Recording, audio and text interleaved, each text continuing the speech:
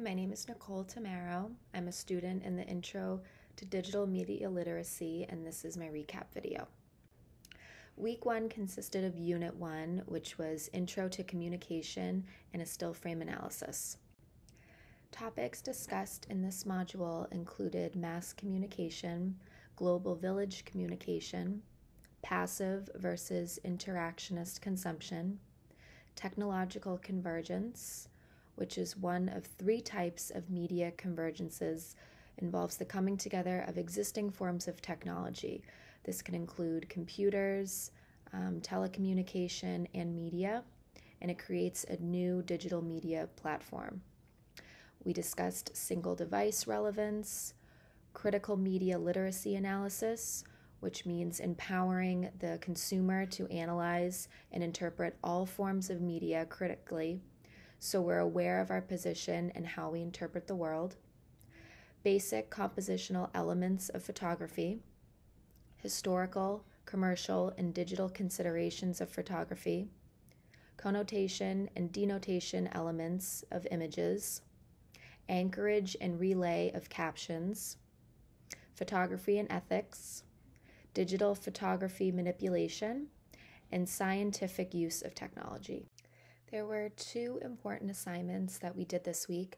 The first one was the electronic media fast, was where we set aside 6 hours in a day and performed a media fast from all forms of technology. And then I applied a critical process and examined what I learned.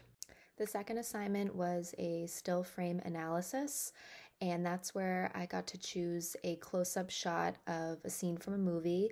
I chose Get Out, and I went into detail about how media makers guide us to a particular reading of that specific scene. Unit 2 included Week 2, which we discussed moving image with a focus on film, and Week 3, where we discussed moving image with a focus on TV.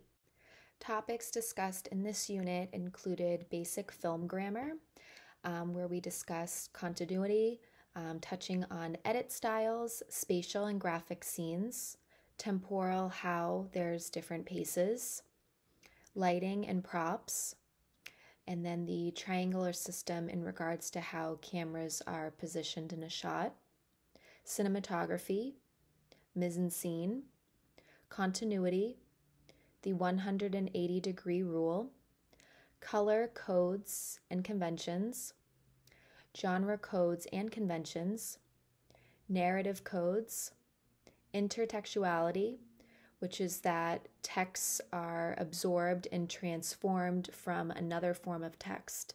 This could be either a movie, a TV show, a book, or a play shaped into another form of itself.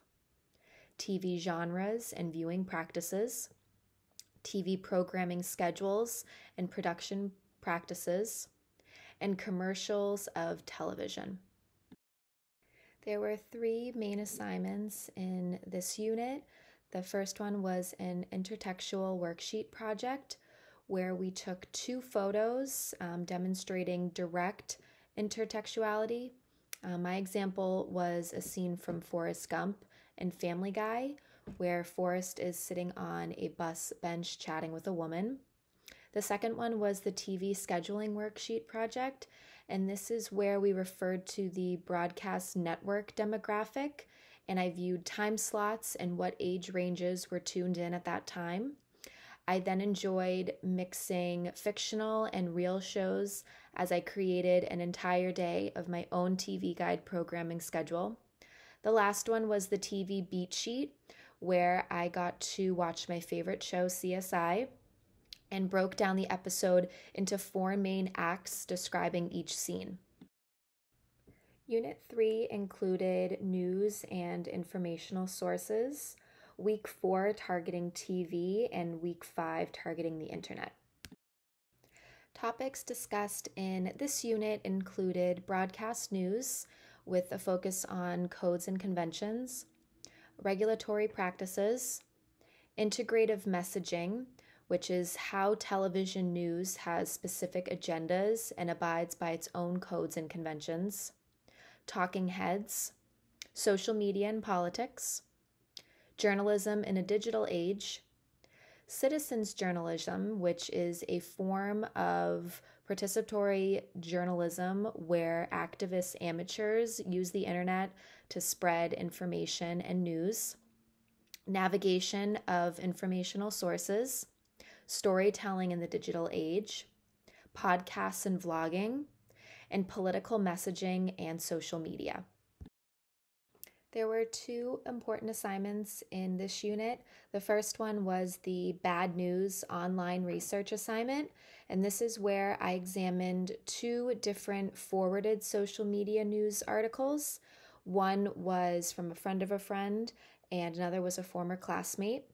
I found one on Instagram and one on Facebook. It was interesting fact-checking and researching each article that can be so easily spread for others to consume.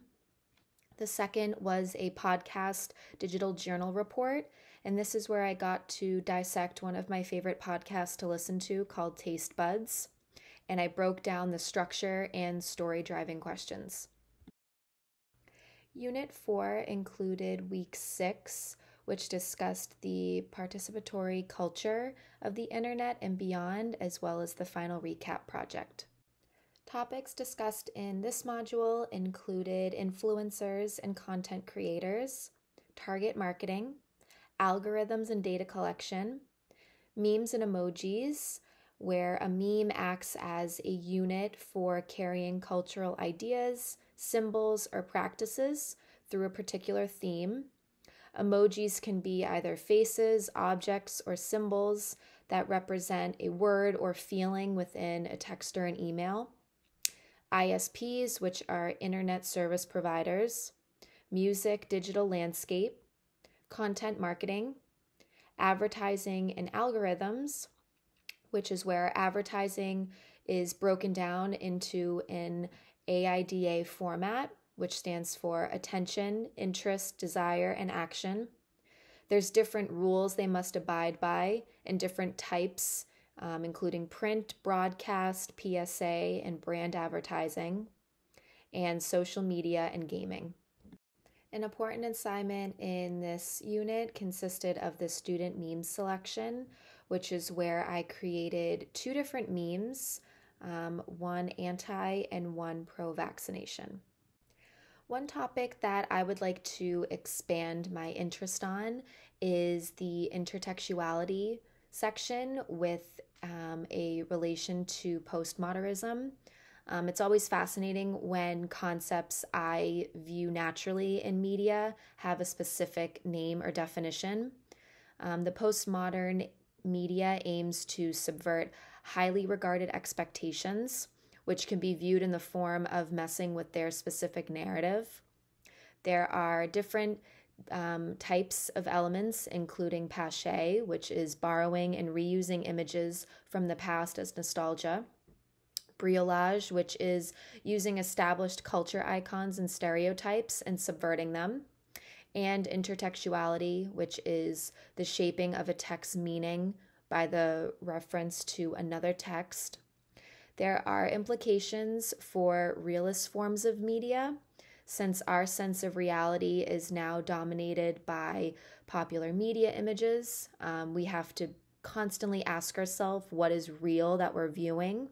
For example, different food advertisements we might see, reality TV, Photoshop magazine images, or any images on social media. So this was a concept that I personally found interesting and something that I was already pondering at before this lesson. So I was intrigued to dive a little bit more deeply into it. Thanks for watching.